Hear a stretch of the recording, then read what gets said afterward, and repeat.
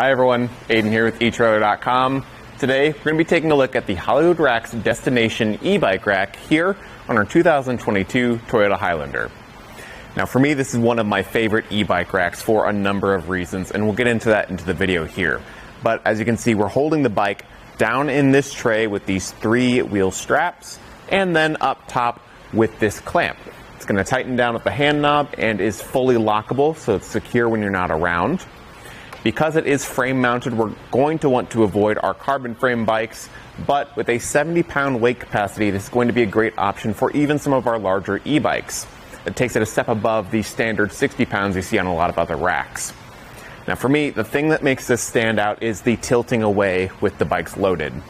A lot of other bike racks have this option, but the way that the Hollywood Racks does it, we can undo that hand knob there. You just push this whole point away.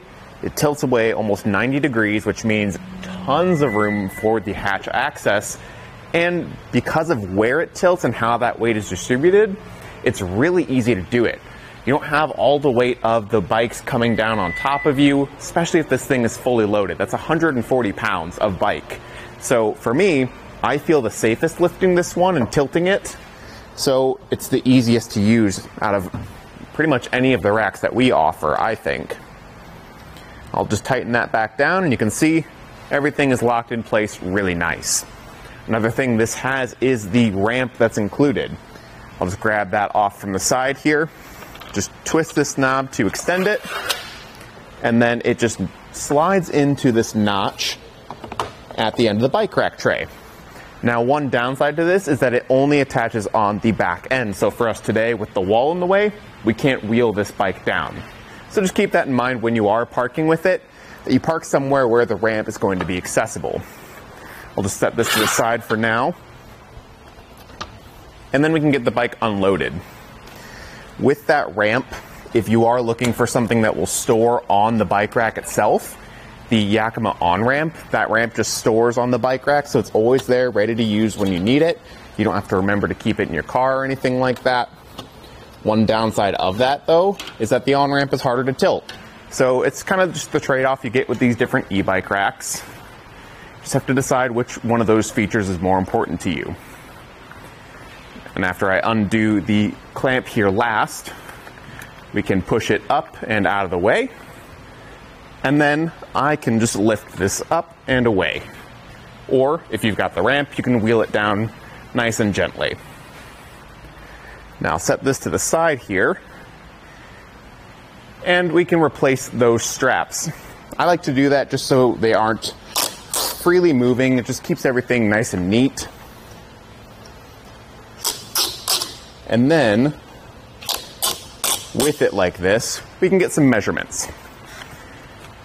There's an integrated hook and loop strap here for the clamp, just to keep it in its place right here on the side of the mast. So I'll grab my tape measure real quick, and we can start with our ground clearance. You can see there is a pretty good rise in the shank here, and the hitch sits pretty high off the ground.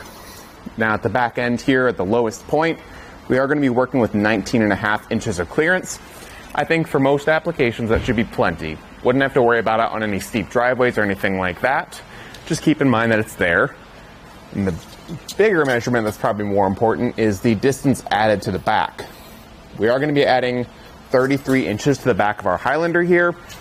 So when you're pulling into your garage, parking spaces, just keep in mind that that added distance is there. You can, however, fold the rack up. So when the bikes aren't on, you can undo those straps, open up the handles, and start by folding the mast down. Resecure those handles and straps to keep everything in place. And then we've got a pin down here at this pivot point that I can take out, fold the rack upright, and reinsert the pin. So this is going to keep it locked in place, but then also really greatly reduce the distance added when you don't have bikes on here. So if you want to leave the rack on your car all the time, it's not going to take up too much space.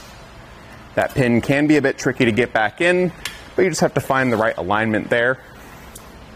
And that cuts down our distance added all the way down to 16 inches. So That's much more manageable for any of those tight spaces. Just again, keep in mind that it's back here.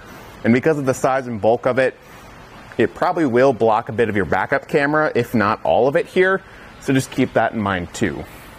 Now down at the bottom, we've got our integrated anti-rattle knob, keeping things nice and secure in the hitch.